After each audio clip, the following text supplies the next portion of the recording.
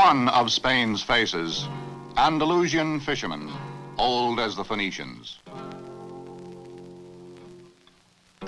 One half the yield of a grudging sea for the fishing master, one half for the crew.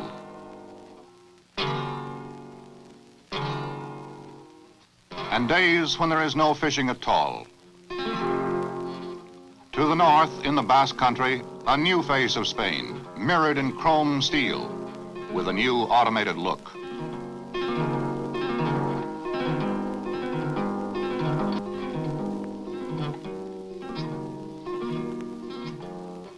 The face of Estremadura, the Spanish Southwest, and water flowing toward the eager land.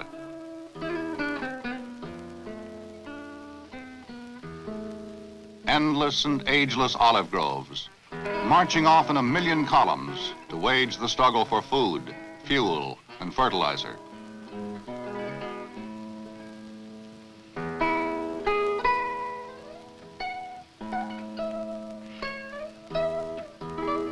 The resigned face of antiquity, where joy and security have vied with sorrow and despair and made their peace.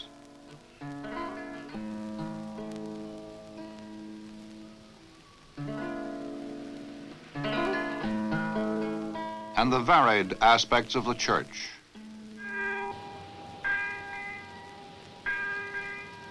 El Greco saw this sol y sombra, sunlight and shadow, and put it to canvas. Toledo's silhouette climbing on blocks of black and white up to the Alcázar.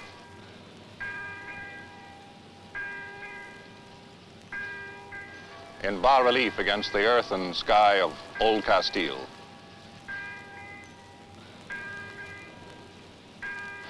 This is one of the 10 principal parts of modern Spain. 10 old kingdoms and principalities, steeped in ancient jealousies and hostilities, separated by mountain barriers, languages, customs, and derivation. Held uneasily together by force, by grudging convenience, and the sobering fact that there's nowhere else to go.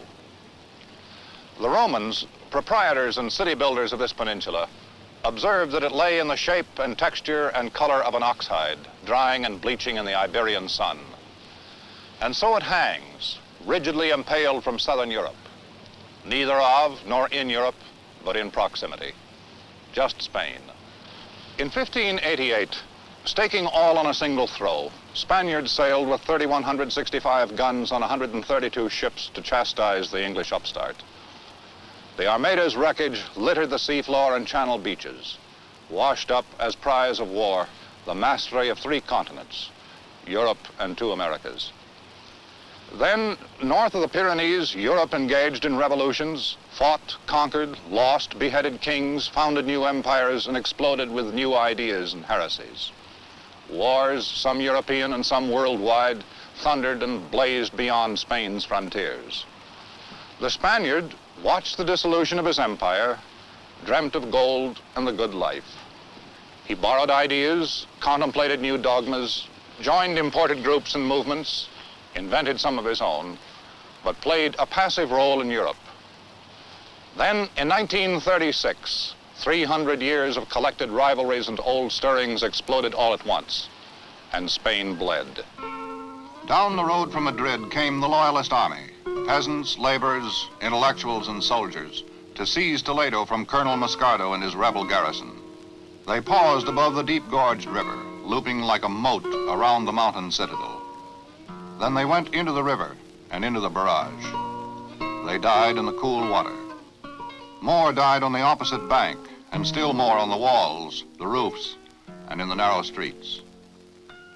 Door by door, roof by roof, wall by wall, the rebel defenders fell back and upward to the Alcázar. Both sides executed their prisoners and political opponents. For 80 days, the Alcázar withstood bombardment, siege, and dynamiting from tunnels dug beneath it. Then up from Andalusia came the rebel army to rescue the Alcázar garrison. In the river, in doorways, on rooftops and ledges of wall, the dying was repeated. The siege was broken, and it's said that Loyalist blood ran out of the little plazas of execution, down the gutters, and into the river. The scars have not gone away. The Alcázar is being rebuilt over the years into a Civil War memorial, lest future generations forget. This generation will never forget. When the siege was at its height, the son of Colonel Moscardo was captured and brought to a telephone in the city. The Loyalist commander ordered Moscardo to surrender the Alcázar, else his son would die. The father's pleas were in vain, and from this room and over this instrument, the farewells were spoken, and the boy was told to commend his soul to God and die for Spain. He did. The shots heard through the receiver announced execution of the threat. Much of Spain says this was the cost of rescuing the country from communism. Proof is wanting, but so is disproof. It was also the cost of saving Spaniards from themselves, and prompted the sternest edict of the Franco regime: no Spaniard shall lay hand upon another. That civil war, resolving such uncertain issues at such frightful cost, has seared the national conscience, left homes and hearts with dark memories and darker vows. It accounts for some of the singular uniqueness of this sometimes noble, frequently inexplicable, not easy to manage Spaniard. Partially sealed off in his own peninsula, removed from 350 years of outside shock and crisis, he is compensated with an unconscious cultivation of his own character and personality. He has developed a particularity. The Spaniard invites you to define him, if you must, as he teeters somewhere between 1588 and 1961. I am very pessimistic about the outlook of people when they think of other countries. In America, most of the ideas about Spain are very limited.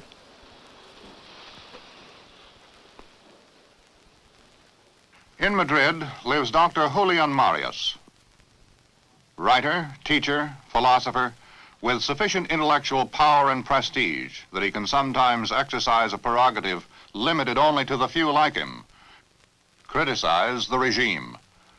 But we sought him because he knows his fellow Spaniard, and this is one of the things he told us.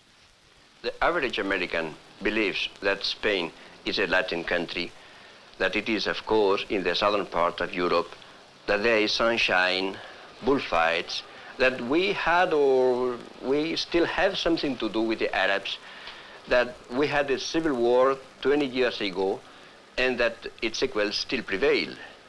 Many Europeans think of the United States as if prohibition was still present. Americans think of Spain in terms of 1939. I would say in terms of Marxism versus fascism. But you know, it is hard after all to freeze a country. There have been quite a few changes. Barcelona, the nation's best seaport. A gay blade, contemptuous of Spain's old world shyness, pushing her toward intimacy with such rakish newcomers as foreign investments, industry, mass production, and technology, trying to turn her head and cause her to forsake her old agrarian, hand-hewn economy. The Spanish worker is quick and eager. Last year, some 35,000 were recruited for short-term contracts in West European factories and mines. The government has made a modest beginning in technological education and training. Some economists say Spain would have been better advised to put this investment into basic industries instead of consumer goods.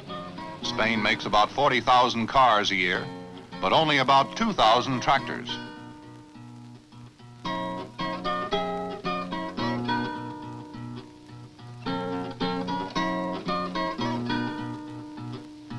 Barcelona exudes pace and purpose. It seems to know where it's going. When Spain comes clanging and honking into the age of technology, Barcelona will lead the way. Madrid is something else. Historically the home of the arrogant Castilian, general manager and self-appointed ruler of Spain. There's an aimlessness in Madrid, a preoccupation with trivia. Without politics, debate, criticism, or free comment, there is little else to do. Pursuit of the good life, of leisure, of the heart, good wine and good food, mistresses and courtesans, and a job in the government, providing a style to which the Spaniard can quickly grow accustomed. This golden moment may never be recaptured. Duenas for the children, servants for Senora. Labor is a cheap commodity in Spain. But there's an absence of class distinction. Some simply work for others, and with a little luck, others may one day work for them.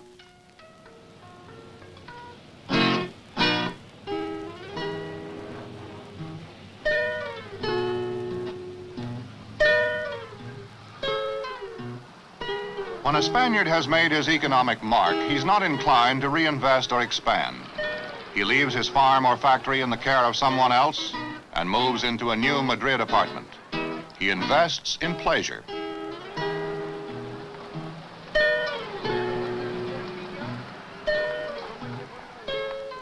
Madrid's architecture ranges the phases of Spanish history and the spectrum of taste. The dreaded Puerta del Sol prison in the heart of town, currently familiar to an asserted 6,000 political prisoners. The post office. Government and its plethora of bureaus is another lethargic influence. After 25 years, the ministries have not yet completed their own offices. And the economy is looking up. Spain will have almost $1 billion worth of gold reserves by the end of the year, most of it from tourism. There is change in the air. The old restaurants catering exclusively to writers or philosophers, journalists or bullfighters are gone, replaced by modern cafes or by a Madrid specialty, the fish bar. Spain's consumption of shellfish is prodigious.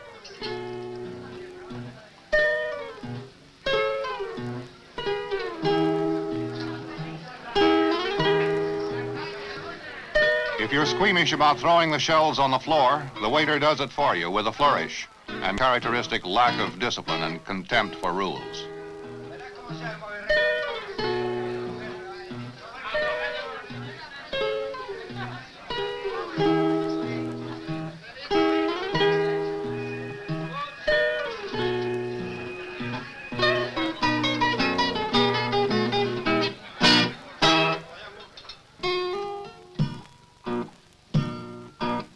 And the faces of loneliness or isolation, extremism of emotion, vitality and passion, individualism that precludes compromise or cooperation, and the need for external discipline by state and church.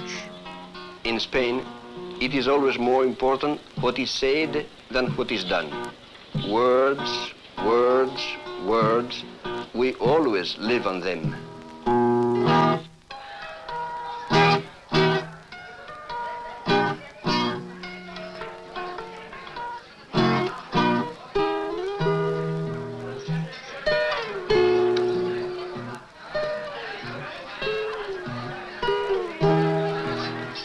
Faces of Carthage, Greece, Rome, of the Goths, Moors, and Iberians. Faces with fleeting admission of austerity and sensuality, explosive enthusiasm and racking discouragement, cruelty and courtesy.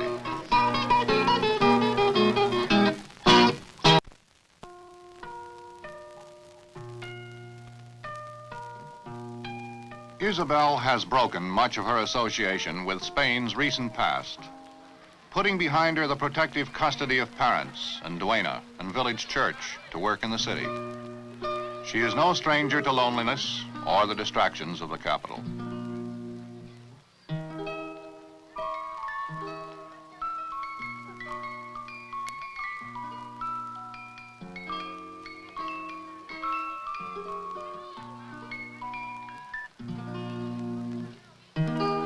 But her few possessions are her own, and she is part of Spain's search for something new and better.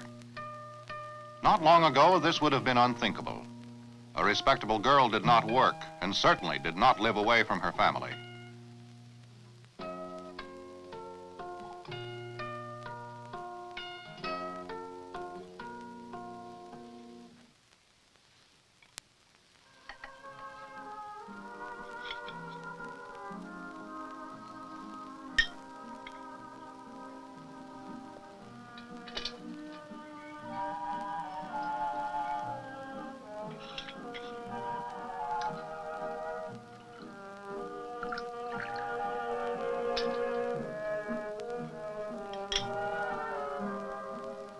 Spanish youth demonstrates, criticizes, or attends a political meeting at the risk of its physical freedom, but its rebellion is authentic and significant.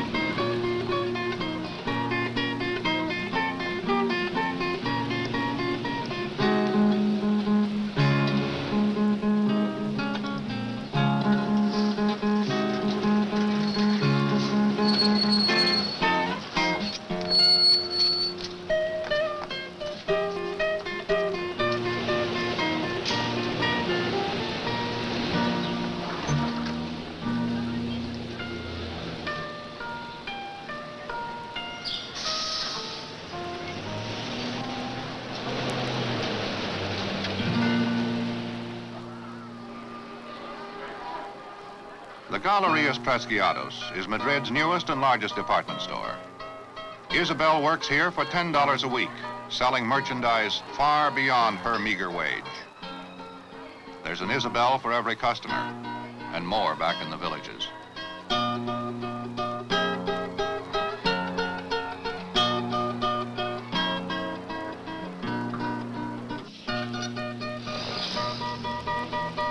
A supermarket in Madrid is a daring challenge to the old tradition of small shops or vendor stalls, limited inventory, minimum choice for the consumer, and the soft sell of short supply.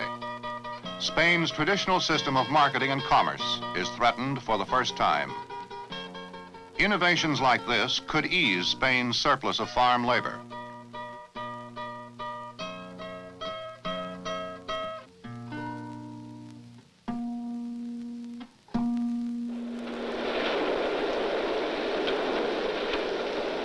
Another new phase of Spain is mobility.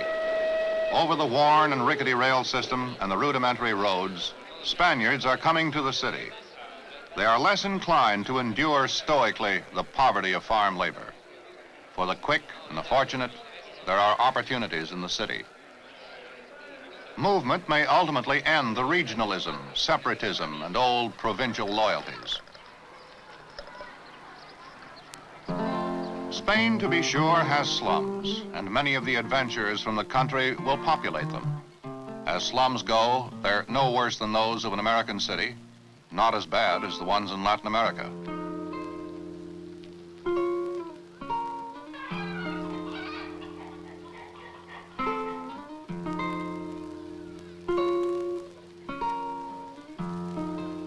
Spain's poverty, while genuine, is not quite the oppressive, grinding variety either.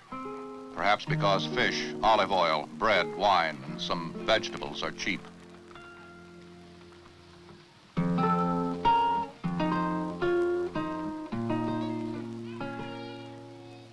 The fortunate and the resourceful will one day move out of the slums and into new housing developments. Economists frequently deplore Franco's investment of American aid in housing instead of basic productive machinery and equipment.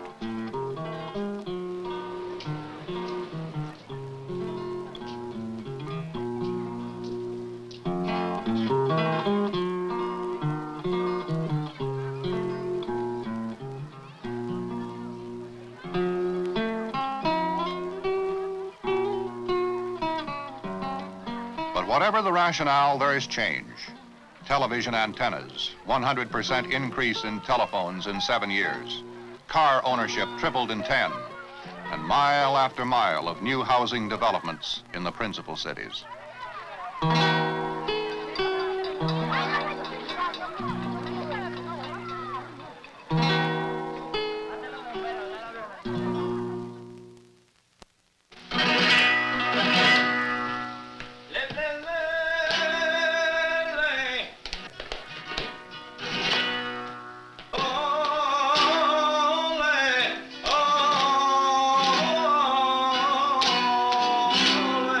Diversions constitute Spain's classic face. Wild, violent, passionate, proud, and cruel. undisciplined with indisciplined form, characteristic obsession with the tragedy of death.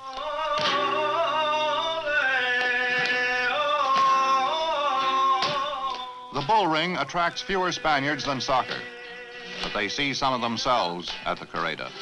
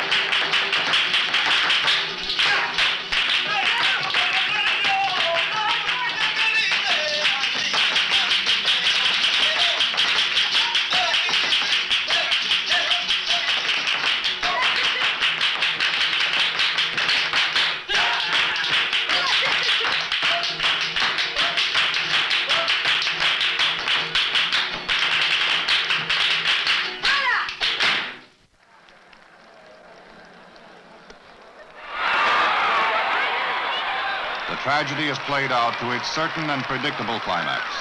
The Spaniard says there is beauty in death in the afternoon. It's either an incredible subtlety or a rationalization, or it is also the killing of a bull. Sometimes we speak of lands without winter, thinking of the tropical countries. Some people believe that Spain is something more surprising, a land without a future. But life goes on. The trouble is that for more than 20 years, no vital present issues have been discussed. There is no politics, and instead,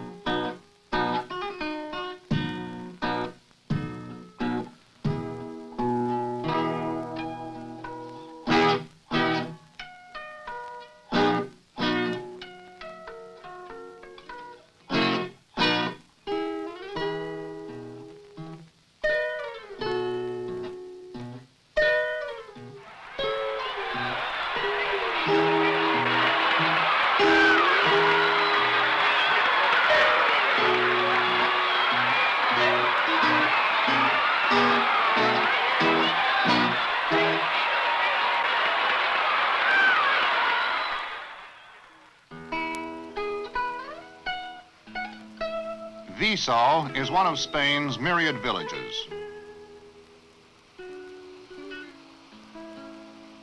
Two peasant brothers live with a widowed mother.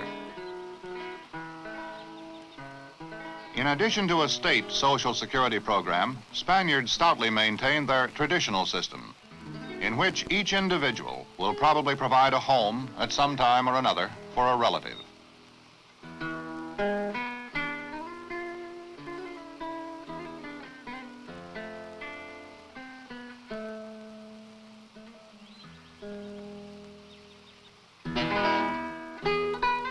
They stream down the road each morning at sunrise to the shape-up at 90 cents a day.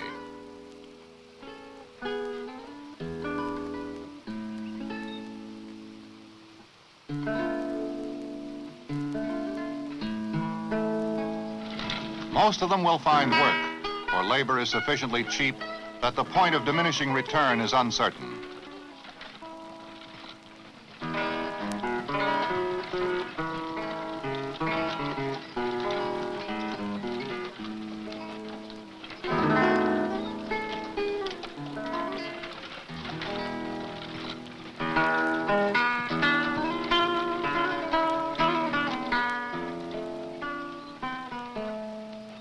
There will be days and weeks of no work later, just the passage of time in the time-oblivious village. These are part of the landless labor force. 1/2 of Spain's manpower works at the land, but it produces only 1/4 of the country's income. With water, technology, and land redistribution, 40% of the labor force could be surplus, available for other work. Spain lags behind even Greece, Egypt, and southern Rhodesia in per capita consumption of food energy. One reason is the latifundia, the big estates, cultivated whimsically. There are 17 million acres of these, divided among 10,000 owners, 1/3 the irrigable land. The owners live in the cities, pursuing each golden moment.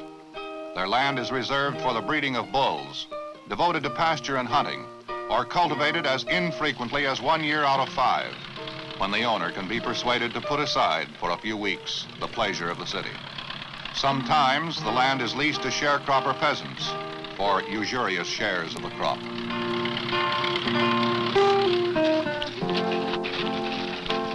Here lay one of the principal causes of the Civil War, for the Republican government had moved to break up the latifundia. The landowners supported the rebellion. Peasants returning to the village, silhouetted against the setting sun, is a feature of classically romantic and picturesque Spain, which is marked for oblivion when the new age takes over.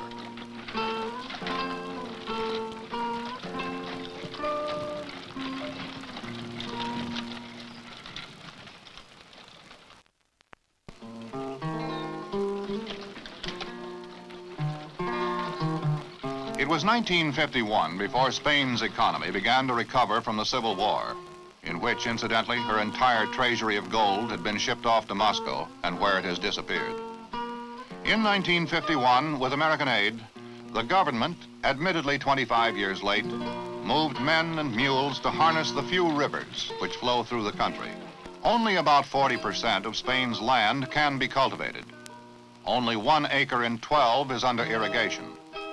If every river is completely harnessed, a project scheduled for 1972, the irrigated land will total about 15%.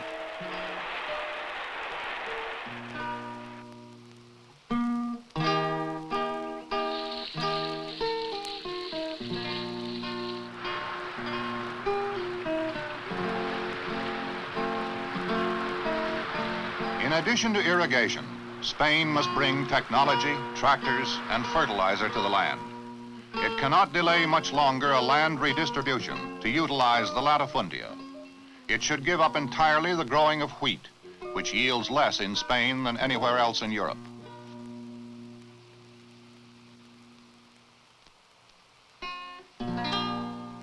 In the lush orange-scented land near Valencia lies another village with the pleasant name of Cullera and the pleasant countenance of well-being that comes from peasant citizens who own their land. The latifundias in this region were broken up.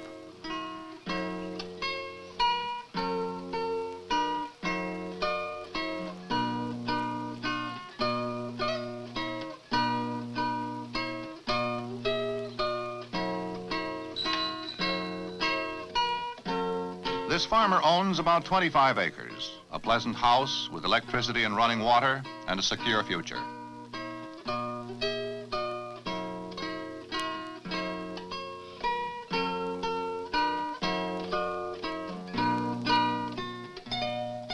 His daughter will not go to the fields at sunrise. She will go to school, to church, to the village festivals. When she marries, her father will spend a small fortune for her gown and the wedding party. But unlike other peasants, he won't go in debt for it. A farm worker here makes 3 times the wage of other areas. And in the evening, the villagers will stroll out to their pleasant countryside or admire the prospect of their homes from the hilltop where the church boasts a lighted cross.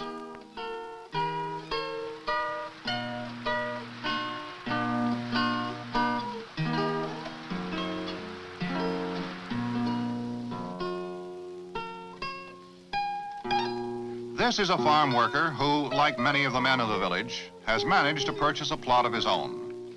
He works on the big farms or in the orange groves during the week, tills his own 5 acres in the evening and on Sundays. His son says he's not going to be a farmer, perhaps a scientist or a doctor. 3 generations.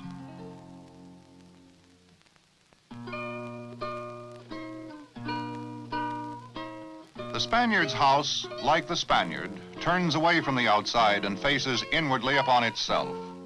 Each Spaniard has his heart and his conscience. Each house has its courtyard.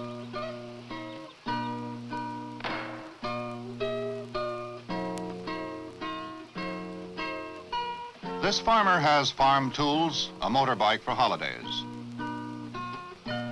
His son has a new bicycle and the baby a new stroller. The only entrance to the courtyard is through the house.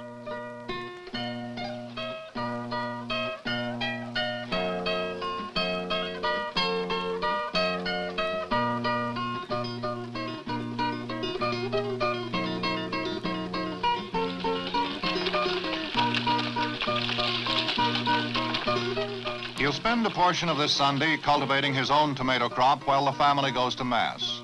In the afternoon, he may take the family on the motorbike to the countryside, stopping at a cafe for beer, a sandwich, and talk.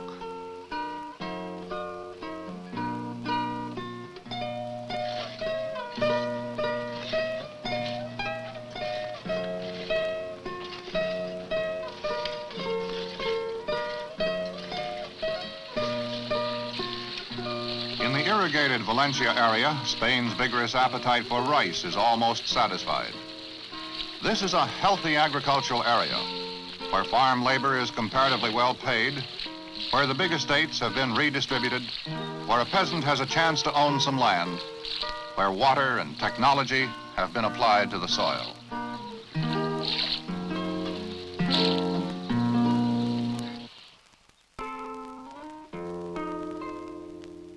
Spain is totally Roman Catholic. A couple synagogues are tolerated, but otherwise no non-Catholic faith is permitted any sort of public display or ceremony. In the small towns and villages, in the parishes of the poor or the plain, the church is at its best. It is enduring and omnipresent, in sickness and in health, in life's small matters. It is present at birth, and it may have encouraged in some way the Spaniard's insistence that he must die gloriously or with significance. The church is part of life and part of the nation, the streets, the land, the government.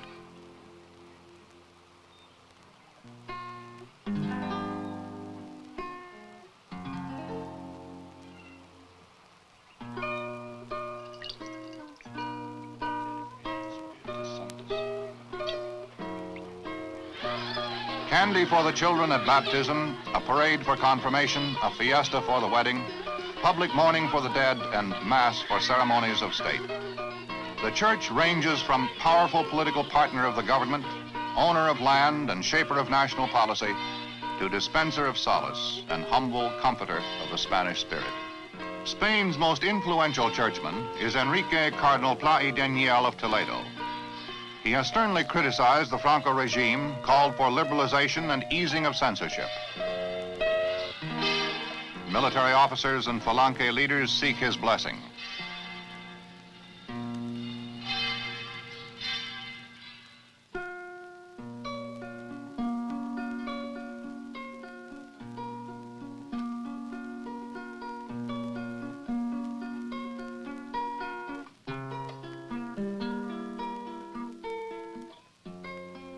Holy Week in Sevilla is the most extravagant spectacle of the Roman Catholic world.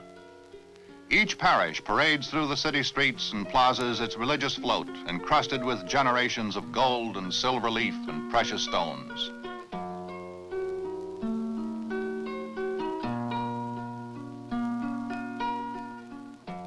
The figures are stark and sensual.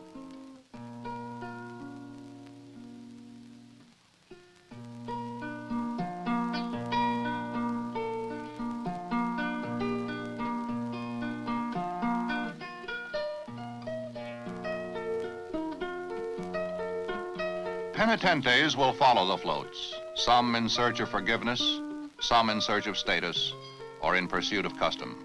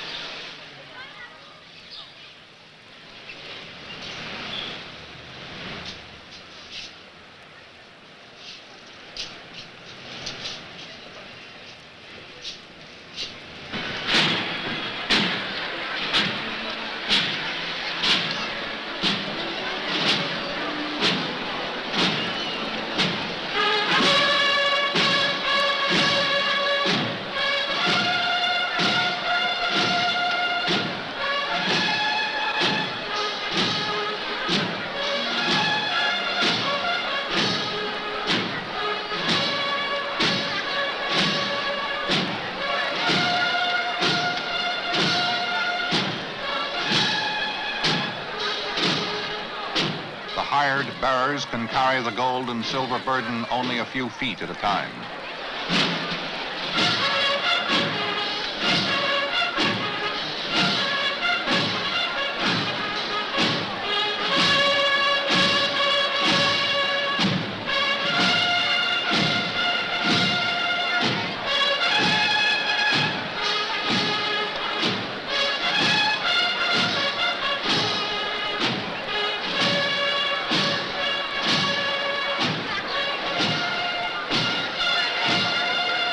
A spectator volunteers the wild song of the Saeta.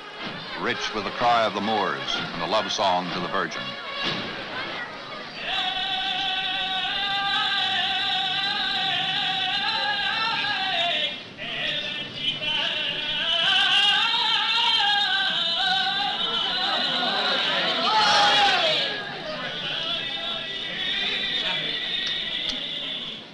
The parades and demonstrations choke Sevilla's narrow streets each night of Holy Week, mounting in splendor towards Saturday night Mass in the great cathedral, its altar gleaming with the riches of Spain's one-time golden Americas.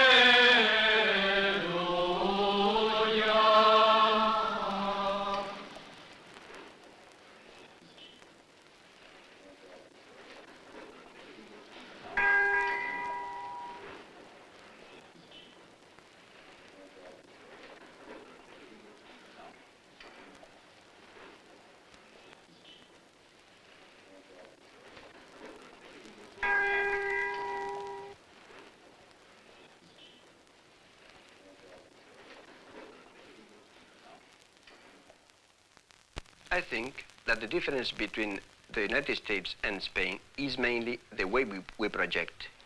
The American projects to medium distances, a year, 2 years, a contract, a job, a wedding. We project to extreme distances. We Spaniards project for this afternoon or for our whole life.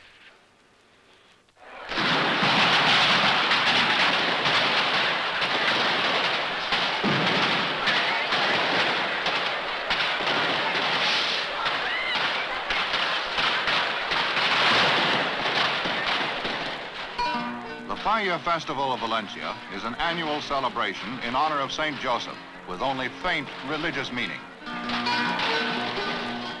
All year long, the sections of the city collect money for the construction of papier-mâché statues.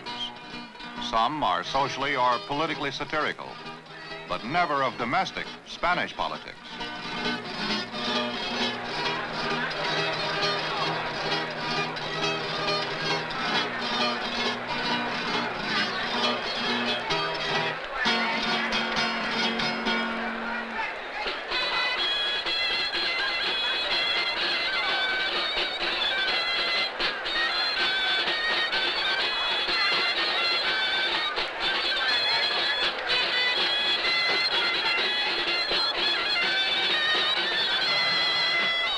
The UN Circus, it's called. Subtitle, The World Band of Troublemakers. Playing the last number. Khrushchev beating the drum with his shoe. Kennedy playing the triangle. Castro the cymbal. And de Gaulle the trombone. On the climactic night of the festival, with characteristic Spanish extravagance, the fires are strung with fireworks and put to the torch.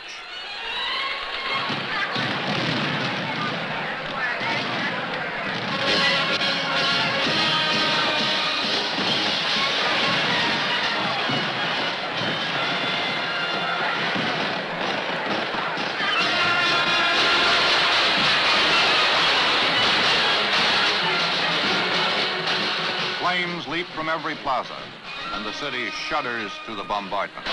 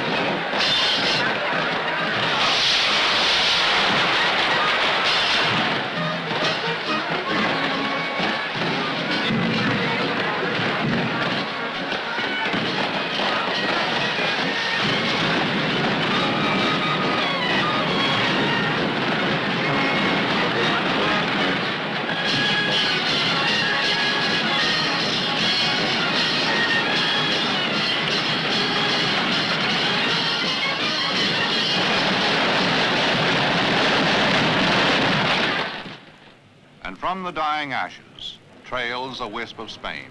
Tomorrow, they begin collecting centavos and pesetas for bigger fallas next year.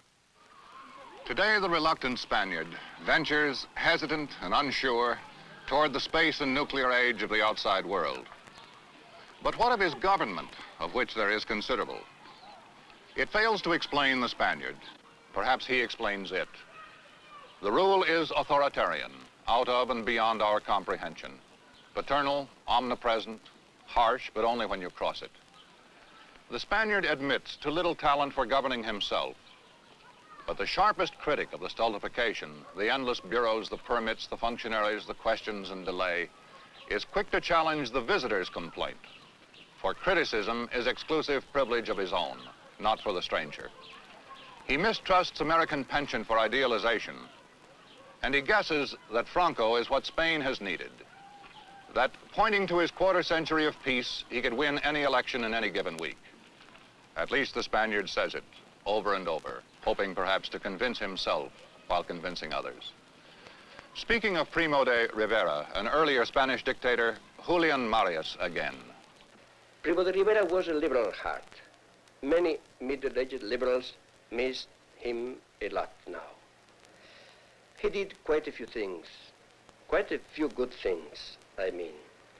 But instead of leaving in time, he made the usual mistake of dictators. He stayed and stayed and stayed. Among these 30 million handsome, lovely, and generous people, with the sun shining and the laughter quick and easy, all the mutually hostile groups are waiting in the wings, with no chance to talk out their animosity or dissolve in rational debate the dogmatic fangs of old hostilities, all aware of the inexorable actuary table as it applies to Francisco Franco. Monarchists, republicans, syndicalists, and separatists, socialists, phalangists, anarchists, and church. And for Moscow's furtive disciples, a favorable climate of back rooms and dark cellars.